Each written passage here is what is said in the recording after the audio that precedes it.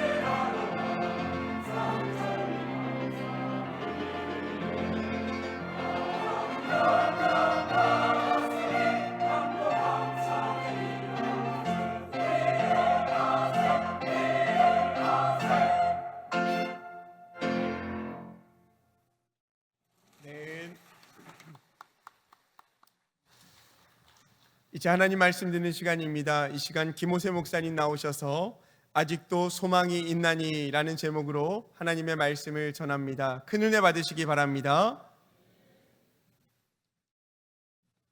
네, 할렐루야 하면 아멘으로 화답해 주시면 감사하겠습니다. 할렐루야, 할렐루야. 우리 예배자리 가운데 나오신 모든 성도님들 주님의 이름으로 환영하고 축복합니다. 저희 짧게 추가 광고 말씀 전하고 또 말씀 나누도록 하겠습니다. 저희 다음 주부터 홀리클럽 제7기 홀리클럽 시작되는데요. 함께 말씀을 읽고 또 묵상하는 일에 우리 모든 성도님들 함께 해주시기를 부탁드립니다. 그래서 저희 신앙생활에서 중요한 게 또 말씀에 관련된 영역 아니겠습니까? 그러니 저희가 말씀을 읽고 또 묵상하는 일에 힘쓰며 또 홀리클럽이라는 이 장치를 통해 하나님 앞에 더욱더 나아갈 수 있는 우리 신성 공동체 되었으면 좋겠습니다. 그러니 한 분도 빠지지 마시고 또 홀리클럽에 힘써 함께 해주시길 부탁드리도록 하겠습니다. 오늘은 아직도 소망이 있나니, 아직도 소망이 있나니라는 이 제목을 가지고 함께 하나님의 말씀 나누도록 하겠습니다. 분명히 기억 안 나시겠지만 제가 2주 전에도 이 에스라 9장 말씀으로 함께 말씀을 나눴었는데요. 그 지난 설교와 같은 맥락과 또 같은 관점으로 그냥 구약 안에서만 좀 해석하는 것이 아니라 신약의 관점으로 좀 넘어가면서 이 동일한 관점으로 좀 말씀을 해석하고 또 나누려고 합니다. 여러분 다시 한번 저번에 말씀을 한번 생각해 보시면서 들어보시면 좋을 것 같습니다. 에스라 9장에서 이런 이야기를 나눴습니다. 포로에서 돌아온 이 이스라엘 백성 유다 공동체가 그들의 죄악의 문제가 이제는 수면 위로 드러났다고 말씀드렸습니다. 그리고 그 죄가 무엇이었습니까? 가증한 일이라고 말씀드렸고요. 그 가증한 일을 어떤 것으로 표현했냐면 이방인 여자와 혼인하는 일, 이방인 여자와 결혼하는 일에 대해서 이야기했습니다. 그런데 단순히 결혼했으니까 문제가 아니라 그 안에는요, 결혼했었기 때문에 그들의 이방 신들의 문화와 또한 그들을 섬기는 일들로 신앙이 혼탁해져 버린다는 것을 이야기했어요. 그러니 우상 숭배로 빠지고 혼합주의로 빠지고 하나님을 멀리 떠나는 모습을 이야기했었습니다. 그리고 그렇게 반복해서 실패하는 죄악의 영역들이 그 솔로몬 때도 실패했고 나라가 망해서 실패했고 포로로 끌려가면서도 실패했고 다시 은혜로 회복해서 나아왔지만 또 실패하는 모습이 여전히 우리의 모습과 닮아 있다. 여전히 우리의 모습처럼 반복해서 실패하는 모습이다라고 말씀드렸습니다. 그리고 그런 죄악된 모습을 보고 에스라가 어떻게 행동했었냐면 너무나 절망스럽고 너무나 힘들어 보여 이 머리털과 수염을 뜯고요, 옷을 찢으면서 회개하며 자복했던 모습을 에스라 9장은 기록하고 있습니다. 이런 에스라의 모습을 통해 우리는 생각해 볼 수 있는 것이 정말 죄를 짓고 넘어진다는 것, 그들은 정말 죄를 짓고 넘어진다는 것이 너무나 절망적인 모습이고요, 희망 없는 모습이고요, 인간적인 관점으로 너무나 소망 없어 보이는 모습이라고 이야기하는 것입니다. 왜요? 또 죄를 짓기 때문에 그렇습니다. 또 반복하기 때문에 그렇습니다. 또 무너지기 때문에 정말 소망이 없고 정말 희망이 없어 보인다라고 우리는 생각할 수 있다는 것입니다. 이때 에스라에게 찾아온 사람들이 있다고 말씀드렸어요. 에스라 9장 4절 말씀 보시면 하나님의 말씀으로 말미암아 떠는 자들이 에스라에게 찾아옵니다. 여러분, 이 하나님의 말씀으로 말미암아 떠는 자들은요, 철저하게 하나님의 말씀대로 살아가는 사람들, 철저하게 하나님의 율법을 어떻게든 지키려고 행하면서 살아갔던 사람들이 이 존재들이라고 이야기하는 것입니다. 그래서 여러분 이 10장 2절 말씀, 에스라 10장 2절 말씀에 보시면 여이엘의 아들 이 스가냐라는 사람이 등장하는데, 이 사람이 아까 9장 4절에서 말씀했던 이 하나님의 말씀을 떠는 사람 중에 한 명입니다. 그리고 이 사람을 통해서 이 공동체의 개혁이, 공동체의 죄의 문제를 해결하는 일들이 적극적으로 진행되는 것을 우리는 살펴볼 수 있습니다. 이 사람이 뭐라고 이야기하냐면 우리 하나님께 범죄하여 이 땅 이방 여자를 맞이하여 아내로 삼았으나 이스라엘에게 아직도 소망이 있나니라고 이야기해요. 여전히 범죄하고요, 또 반복해서 실패하고 또 좌절한 이 이스라엘 백성에게 에스라의 입장에서는 이 죄를 보고 소망이 없다, 희망이 없다 하면서 괴로워하고 옷을 찢고 이런 과정 속에서 지금 우리에겐 소망이 있습니다. 우리에겐 아직 희망이 있어요. 우리는 다시 한번 일어설 수 있습니다 라고 아주 긍정의 이야기를 해주고 있다는 거예요. 아직도 소망이 있나니라고 우리에게 격려해주고 있습니다. 그리고 그 소망의 근거를 이야기해주고 있는데요, 우리 에스라 10장 3절 말씀, 10장 3절 말씀 같이 한번 읽어보도록 하겠습니다. 시작. 곧 내 주의 교훈을 따르며 우리 하나님의 명령을 떨며 준행하는 자의 가르침을 따라 이 모든 아내와 그들의 소생을 다 내보내기로 우리 하나님과 언약을 세우고 율법대로 행할 것이라. 아멘. 여러분, 이거 쉽게 말하면 무엇입니까? 율법을 지키라고 이야기하는 거예요. 말씀대로 살아가라고 이야기하는 것입니다. 여러분, 이 사람들이 아직도 소망이 있나니라고 말하면서 그 제시하는 근거는 무엇이냐면요, 율법대로 살아가면 돼, 우리 다시 한번 말씀 지키면 돼 라고 이야기하고 있는 것입니다. 그리고 율법대로 살아가면 돼 라고 이야기하면서 그들이 행동했던 구체적인 행동의 모습이 무엇이냐면 모든 아내와 그들의 소생들, 그들의 자녀들을 이야기하는 것이죠. 그들을요 다 내보내기로 하는 거예요. 다 내보내는 거예요. 쉽게 말해서요, 이혼하라고 이야기하는 것입니다. 에스라 10장 11절은 조금 더 과격하게 표현하고 있는데요, 뭐라고 이야기하냐면 이방 여인들을 끊어버려라. 끊어버려라. 그 모든 것들을 다 쳐내라고 이야기하는 것입니다. 그런데 여기서 여러분, 우리는 생각해 볼 수 있습니다. 말씀으로 개혁하자고 이야기하는 거잖아요. 우리 다시 말씀대로 살아갑시다 라고 이야기하는 거잖아요. 그러면요, 여러분 율법에 이방인과 결혼하면 이혼해야 된다라는 조항이 있을까요, 없을까요? 없어요. 여러분, 이방인과 결혼하면 이혼해야 한다는 조항은 없습니다. 분명히 신명기 말씀에 이방인과 결혼하면 안 됩니다 라는 규정은 있어요. 그러나 이방인과 결혼했을 때 그들과 이혼해야 됩니다 라는 규정은 따로 적혀져 있지 않다라는 것입니다. 그러면 여러분, 이들은요 지금 어떤 모습으로 율법을 가지고 나아가고 있는 것이냐면요, 율법을요 조금 더 확대하고 해석함으로써 그들에게 적용시키고 있는 것을 우리는 확인해 볼 수 있습니다. 그래서 충분히 이해 가잖아요. 원래 하면 안 되는 거니까 이혼해. 충분히 어느 정도 합리적인 이야기 아니겠습니까? 그러니 그렇게 말씀을 적용하고 지금 해석하며 그들의 공동체 개혁을 이끌어가고 있는 것을 우리는 확인해 볼 수 있습니다. 그런데 여러분, 이런 모습을요 우리는 이렇게 표현합니다. 과격한 율법주의라고 표현합니다. 과격한 율법주의. 그런데 여러분, 이들이 왜 이렇게 과격한 율법주의의 모습으로 나아가고 있을까요? 우리는 이 겉표면의 문제가 아니라 이 내부의 문제에 집중할 수 있어야 됩니다.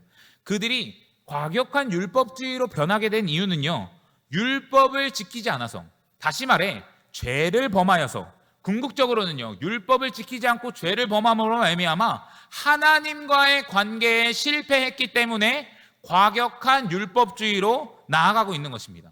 여러분, 이스라엘 백성의 역사 속에서 출애굽 시절부터 금송아지 만들 때부터 이 우상 숭배와 혼합주의의 문제는 끊임없이 나타났다고 말씀드렸습니다. 그것 때문에 나라가 망했어요. 그것 때문에 포로로 끌려갔어요. 다행히 은혜로 말미암아 다시 돌아왔지만 또 같은 죄로 말미암아 범죄하고 있는 것을 우리는 바라볼 수 있어요. 그러면 지금이라도 잘 살기 위해서는 여러분 어떻게 해야 할까요? 과거의 역사를 반복하지 않기 위해서는 어떻게 해야겠습니까? 철저하게 율법을 지키기로 결심하는 거예요. 무조건 율법으로 나아가겠다, 내가 말씀대로 살아가겠다라는 모습으로 지금 적용하고 있는 것을 우리는 확인해 볼 수 있습니다. 여러분, 역사학자 토인비는 이렇게 이야기했습니다. 인류에게 가장 큰 비극은 지나간 역사에서 아무런 교훈도 얻지 못하는 데 있다.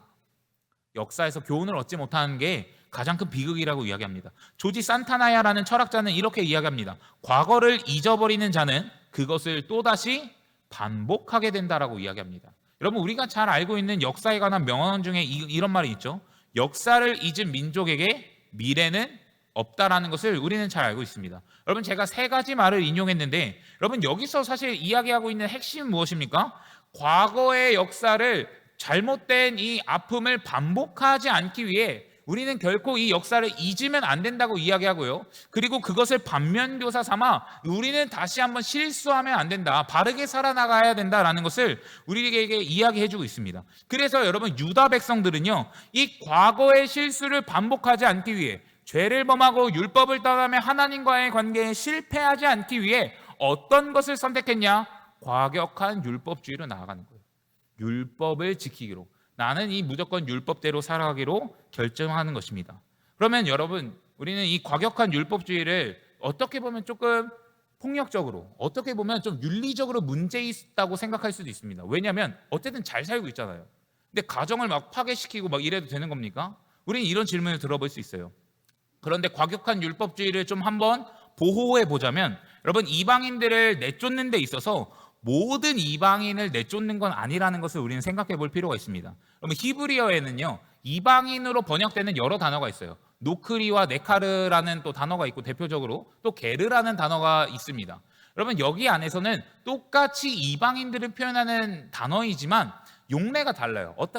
다른 표현으로 사용된다는 것을 우리는 생각해 볼 수 있습니다. 먼저 노크리와 네카르는요, 어떤 존재들을 이야기하냐면 개역의 대상들을 지칭하고 있어요. 그러니까 쉽게 말하면요, 여호와 신앙을 가지고 있지 않는 사람들을 이야기합니다. 여전히 이방 신과 이방 문화를 가지고 이스라엘 땅에서 살아가는 사람들을 이야기하고 있는 거예요. 그래서 구약 성경에서는요, 이 노크리와 네카르라는 이 존재들은 부정적으로 사용되는 사람들입니다. 그래서 이스라엘이라는 이 공동체 안에서 법률적으로 보장과 권리를 누릴 수 없는 사람들을 이야기하고 있어요. 그러니 여호와 신앙과 상관없는 사람, 하나님을 믿지 않는 사람들을 우리는 생각해 볼 수 있습니다. 그런데 게르는 좀 달라요. 게르는 어떤 존재냐면요, 여호와 신앙으로 개종한 사람들을 이야기합니다. 혈통적으로는 여전히 이방인이고요, 혈통적으로는 이방 사람의 모습과 이런 모습들을 태도를 취하고 있지만 그들은 결국엔 그들이 믿었던 신들을 떠나버리고 여호와 신앙으로 하나님을 믿기로 결정하면서 개종한 사람들을 이야기합니다.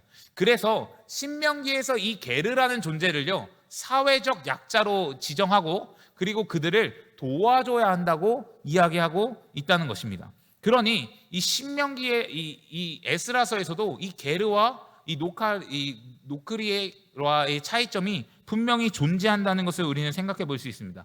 에스라 느헤미야서에서는요, 게르라는 단어 자체가 사용되진 않지만 게르를 암시할 수 있는 표현은 등장하고 있습니다. 우리 에스라 6장 21절 말씀 한번 보시면, 이거는요, 포로에서 돌아와서 성전 지었을 때의 일을 기록하고 있는 것입니다. 그러면서 유월절 행사를 진행하고 있는데, 말씀해 보시면 이방 사람의 더러운 것으로부터 스스로를 구별한이라고 이야기하고 있습니다. 그러니까 이방인이지만, 이스라엘에 속한 사람이 원래는 아니고 이방에 속한 사람이지만 스스로를 구별했대요. 더러운 것으로부터 스스로를 구별한 사람, 이방 신들을 버리고 이방 문화를 버리고 여호와께로 돌아온 사람, 하나님을 믿기 시작한 사람들을 이야기하고 있는 것입니다. 그리고 그 사람들은요, 모든 이스라엘 사람에게 속해 있다라고 이야기해요. 이방인이지만 이스라엘 공동체 안에 들어올 수 있는 사람들을 이야기하고 있는 것입니다. 그러니 이 사람들, 이 게르라는 존재를 우리가 명확한 단어가 보이진 않지만 확인해 볼 수 있다는 것을 우리는 생각해 볼 수 있어요. 그러면 우리가 여기서 한 가지 생각해 볼 수 있는 것은, 여러분, 이 에스라서에서 공동체를 개혁하고 죄의 문제를 뿌리 뽑는 데 있어서 그냥 아무 이방인이나 태생적으로 이방인이면 모두 다 나가야 한다, 이것이 아니라 여호와 신앙으로 개종한 사람은 괜찮고 여전히 이방 신앙을 가지고 있는 사람은 안 된다라고 이야기하고 있는 거예요. 그래서 중요한 것은 무엇입니까? 누구를 섬기고 있느냐, 무엇을 믿고 있느냐가 중요하다는 거예요. 태생적으로 어떻게 태어났냐 자체는요, 중요한 게 아니에요. 그러나 중요한 것은 무엇을 믿고 있느냐라는 것입니다. 여러분, 그게 왜 중요할까요? 섞이면 망하기 때문에 그렇습니다. 과거의 역사를 반복할 수 있기 때문에 그렇습니다. 죄를 짓고요, 말씀을 떠나고 하나님을 떠날 수 있기 때문에 그렇습니다. 그래서 여러분, 그들은 다시 한번 이 율법으로 하나님과 관계 맺기 위해서 이 과격한 율법주의의 모습으로 나타나고 있는 거예요. 여러분, 우리가 성경이라는 것을 생각해 보면 구약 성경이든 신약 성경이든 강조하는 게 있어요. 그것이 무엇입니까? 그냥 어떤 율법을 행해야 된다, 이런 것이 아니라 관계에 집중하고 있음을 우리는 생각해 봐야 됩니다. 그래서 구약 성경 안에서도 관계를 맺는 게 중요하고요, 신약 성경에서도 하나님과의 관계를 맺는 게 중요하다는 거예요. 그래서 에스라는요, 믿지 않는 이방인들, 여전히 이방 신앙을 가지고 있는 여인들을 이제는 그들을 내쫓고 내보내는 일에 힘쓰기 시작한다는 것입니다. 그래서 에스라서는요, 에스라 10장 중반부터 보면 어떤 사람이 이방 여인들과 결혼했는지, 그래서 어떻게 했는지 그런 조치를 이야기해주고 에스라서 10장이 마무리가 됩니다. 그러면 여러분, 여기서 이 개혁을 잘 성공하면 좋잖아요.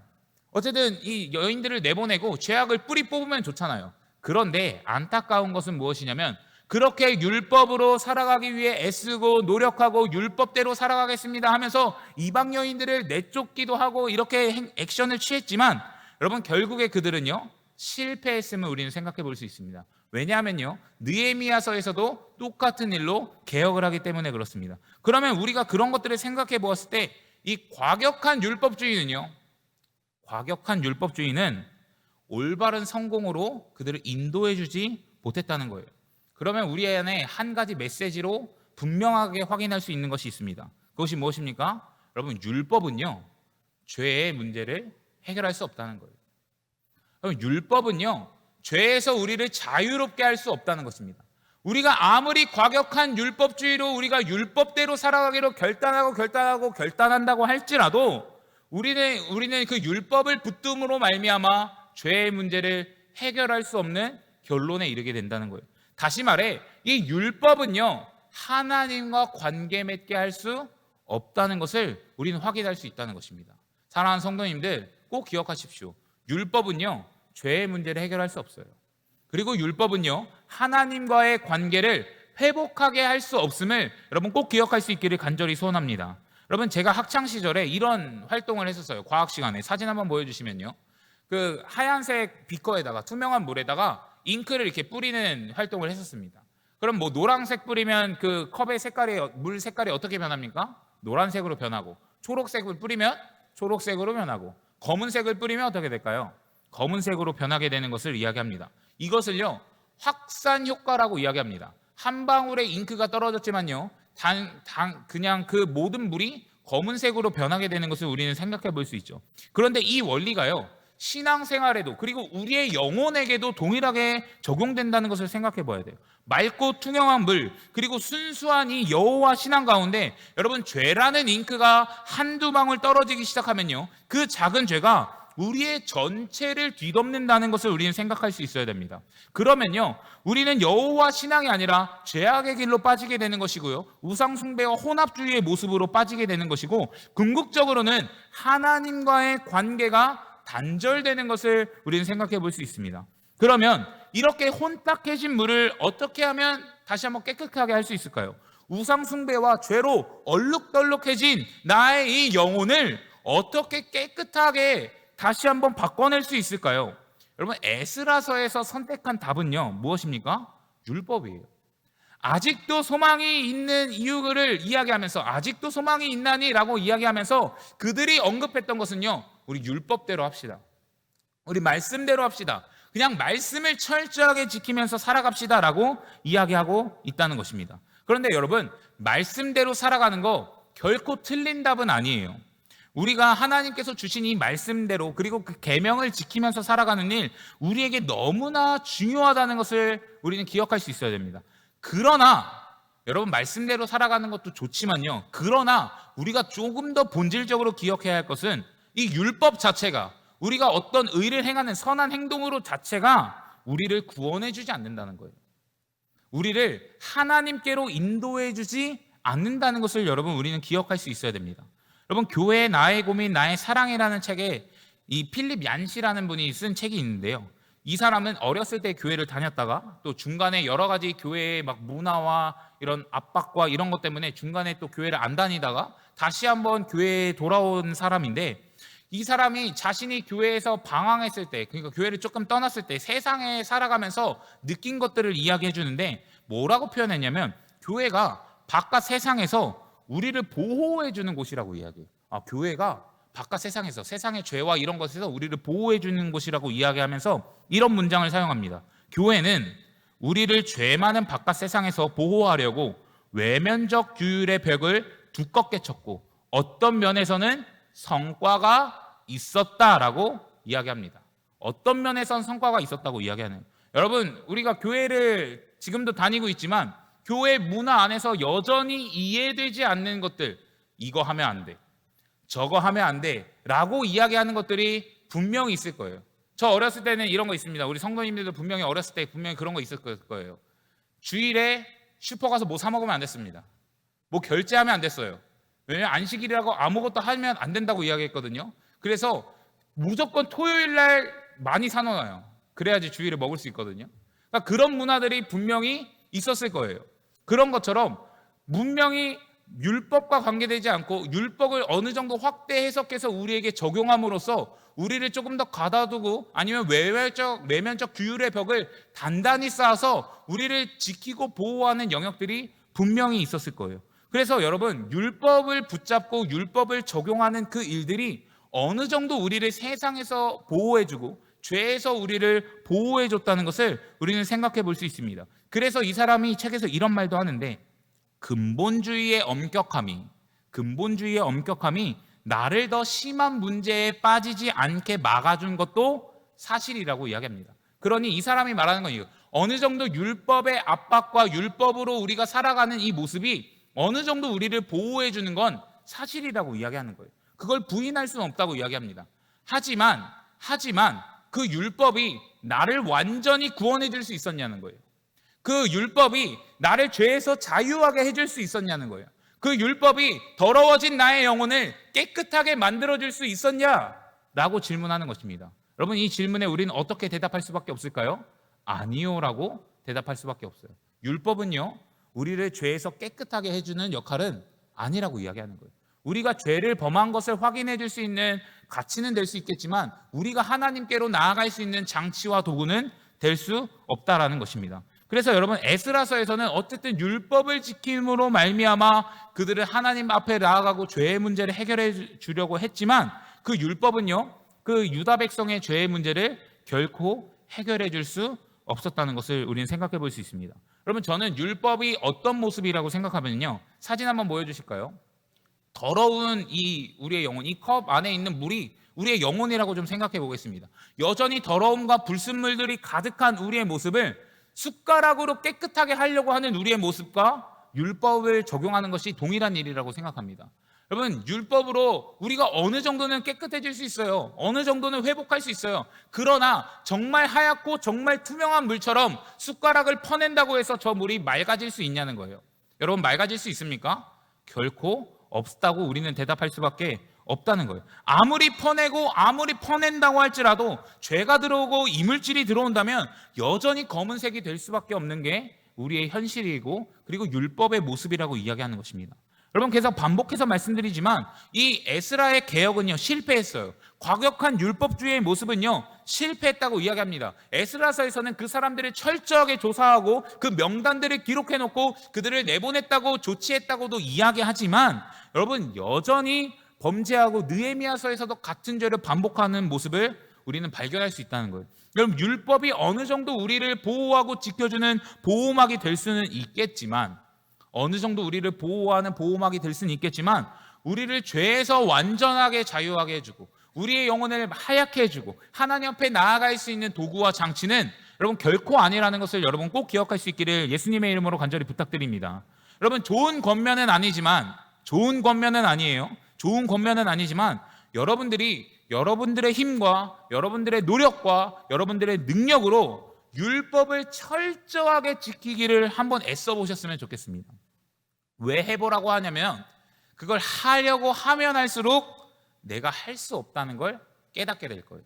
내가 말씀을 지켜낼 힘과 능력이 없다는 것을 여러분 발견하게 될 것입니다. 여러분, 그때 우리는요, 두 가지 반응이 나올 거예요. 아, 나는 진짜 이렇게밖에 살 수 없는 죄인인가 보다. 내가 정말 지독한 죄인이구나. 와, 정말 내가 죄인 중에 괴수구나. 나는 선을 행하면서 살아가고 싶은데, 내가 믿는 사람으로서, 크리스찬으로서 선을 행하면서 살아가고 싶은데 내가 실제적으로 하는 행동의 모습은 죄밖에 없구나, 악밖에 없구나라고 이야기하면서 우리의 연약함의 모습을 철저하게 깨닫게 될 거예요. 그리고 그때가 오면 굉장히 고통스럽고 힘들 수도 있습니다.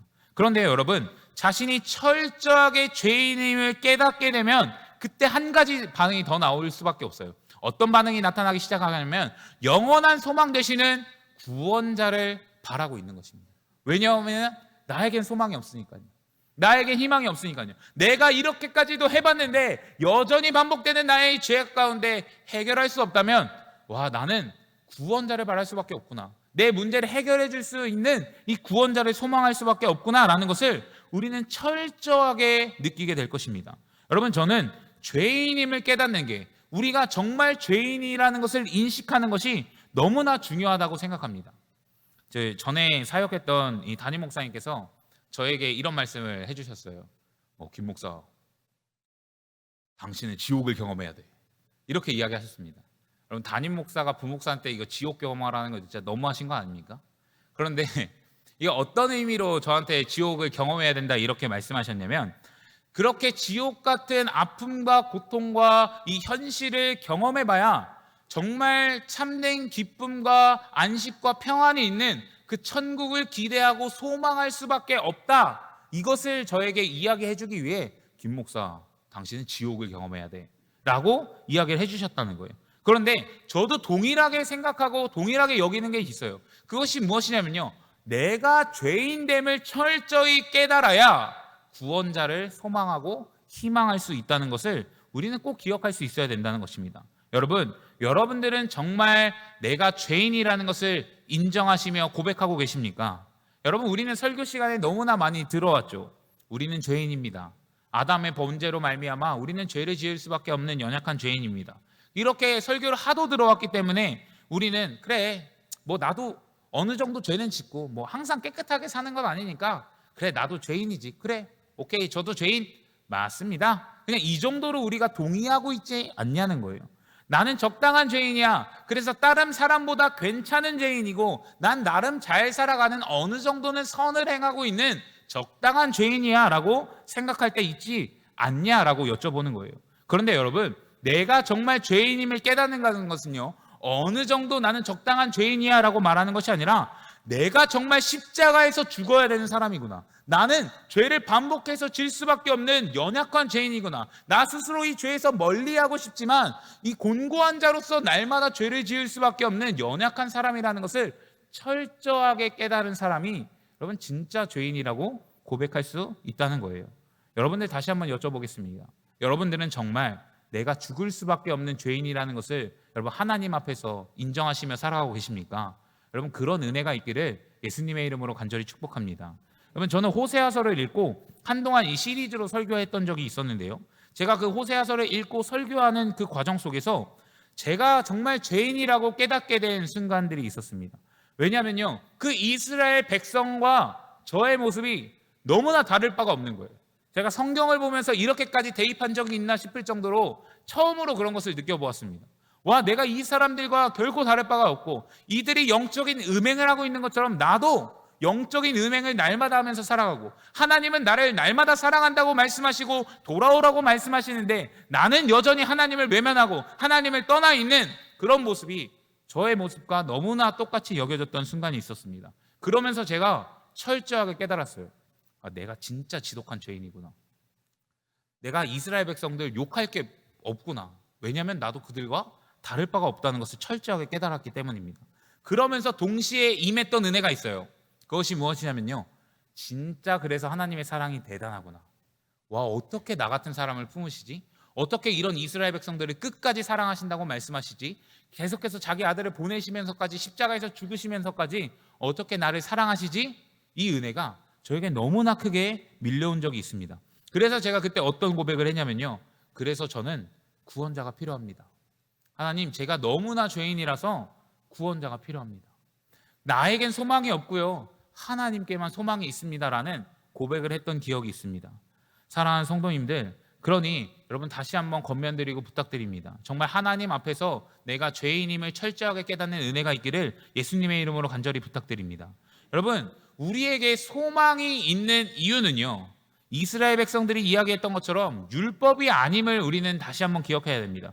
과격한 율법주의가 아니에요. 그리고 나의 도덕성이 아니에요. 나의 의로움과 나의 선한 행동이 아니에요. 우리에게 소망이 있는 이유는 메시아가 계시기 때문임을 여러분 믿음으로 고백할 수 있는 저와 여러분들 되시기를 간절히 축복합니다. 죄인인 우리에게는요, 예수 그리스도가 필요하다는 사실이에요. 아멘이십니까? 여러분, 제가 아까 이 비커 이야기를 했는데요, 그렇게 혼탁한 물을 깨끗하게 하는 방법이 무엇이 있을까요? 숟가락으로 퍼도 안 돼요. 율법으로 해도 안 돼요. 그러면 어떻게 해야 할까요? 제가 생각하는 방법은요, 이것밖에 없습니다. 사진 한번 보여주실까요? 깨끗한 물을요, 계속해서 콸콸콸콸콸 차고 넘치도록 부으면요, 깨끗해져요. 아무리 더러운 물도요, 많은 깨끗한 물을 넣으면요, 다시 한번 하얗게지는 것을 우리는 잘 알고 있습니다. 그럼 똑같아요. 여러분, 더럽고 이 추악한 우리의 심령 가운데 예수 그리스도라는 그분의 은혜가 날마다 우리 가운데 부어져야 된다는 거예요. 우리의 더러운 이 죄악된 심령 가운데 하나님의 사랑과 그 그리스도의 은혜가 폭포수와 같이 부어지고요, 차고 넘치도록 부어질 때에 우리의 영혼이 깨끗하게 되고 우리의 죄악이 해결되며 다시 한번 하나님과의 관계로 나아갈 수 있다는 것을 여러분 꼭 믿으시기를 간절히 부탁드립니다. 그래야 여러분, 우리가 여호와의 신앙으로 말미암아 하나님 앞에서 담대하게 살아갈 수 있다는 것을 우리가 기억할 수 있어야 돼요. 여러분, 우리가 어떻게 죄의 문제를 해결할 수 있습니까? 우리는 죄의 문제를 해결할 수 있는 사람이 결코 아니라는 거예요. 다만 해결할 수 있는 방법이 있습니다. 예수 그리스도를 우리의 심령 가운데 가득가득 붓는 거예요. 그러면 여러분, 우리에게 아직도 소망이 있는 이유가 있어요. 그것이 무엇입니까? 예수 그리스도가 존재하기 때문이라는 것을 여러분 꼭 믿으시기를 간절히 축복합니다.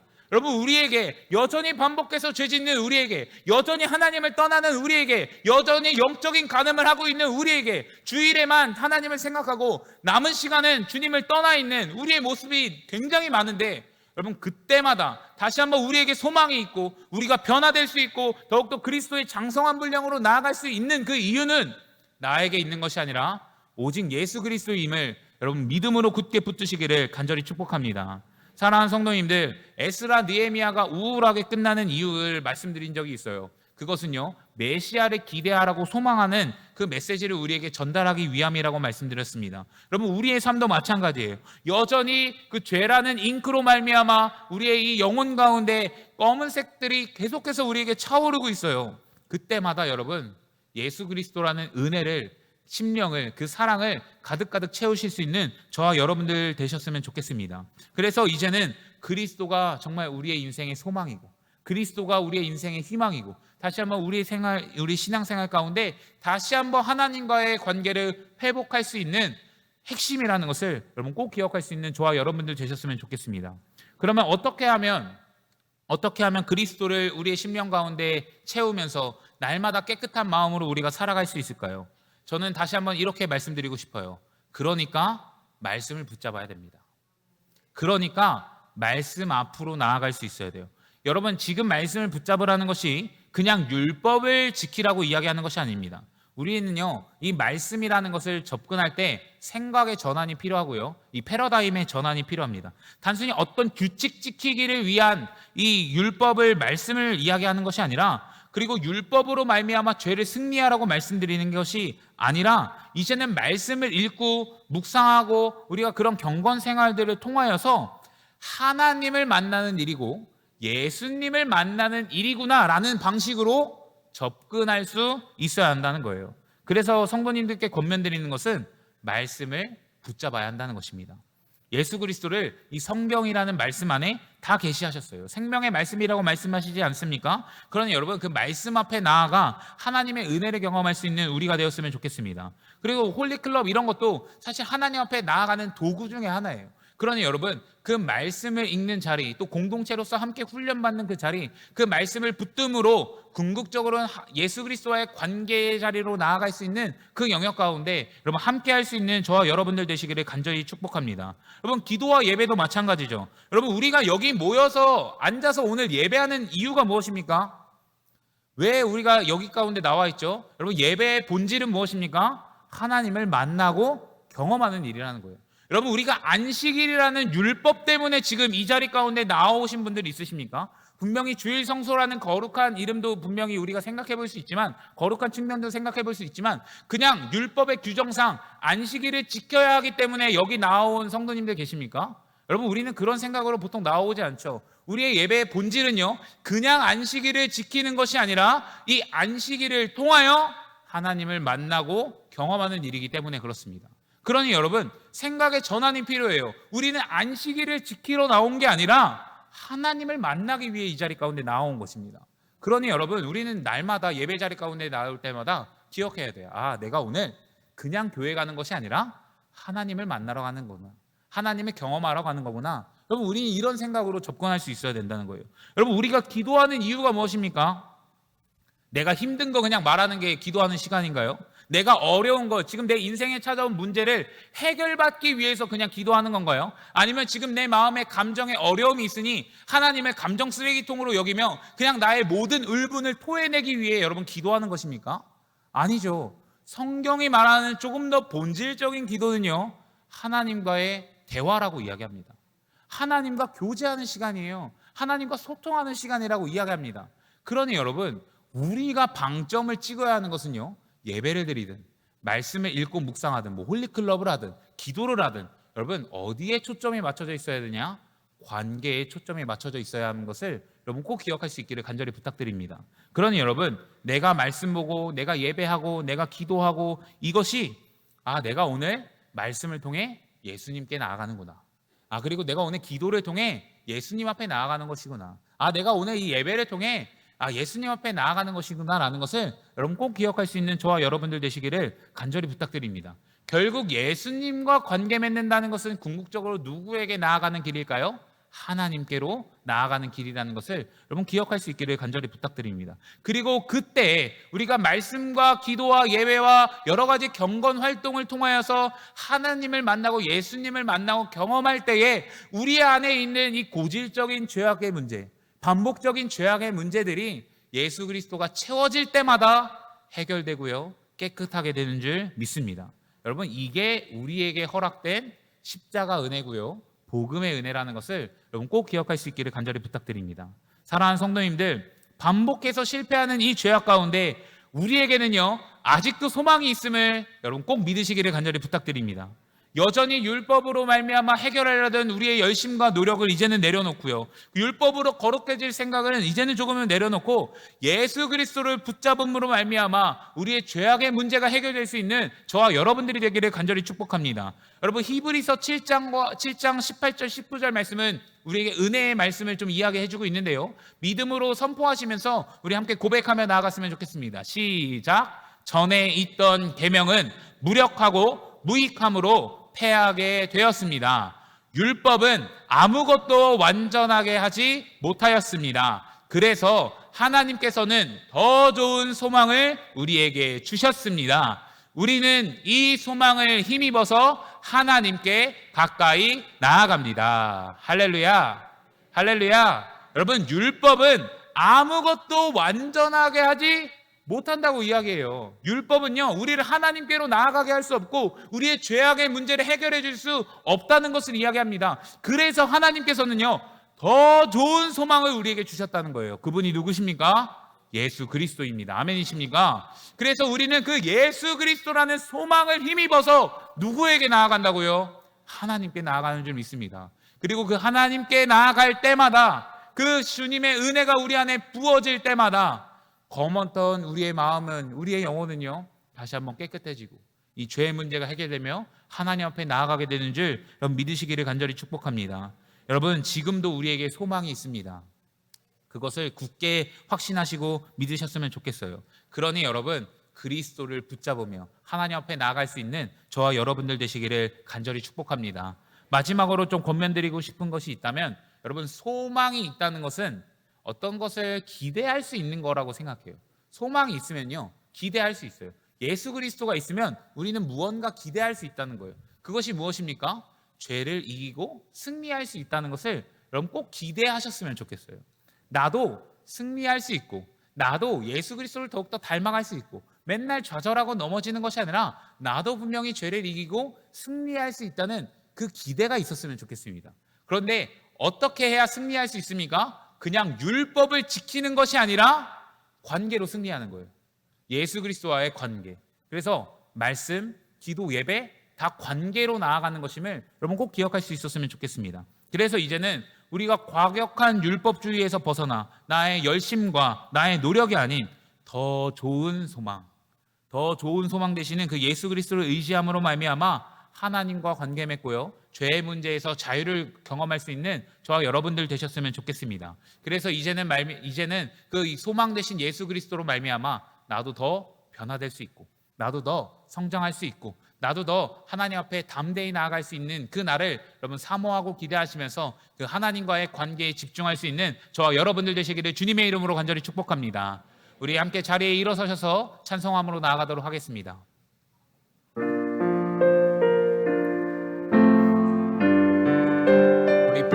예수와 그 십자가의 은혜를 기억하시면서 그 예수 그리스도를 붙잡으시면서 함께 찬양하며 고백하며 나아가도록 하겠습니다. 무엇이 변치 않아? 무엇이 변치 않아. 내 소망이 되며 무엇이 한결같아.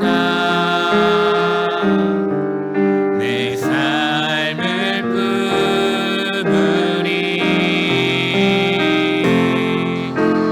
그 누가 날 만족해. 내 영이 쉬며 그 누군 기다려. 내 영이 기쁘리.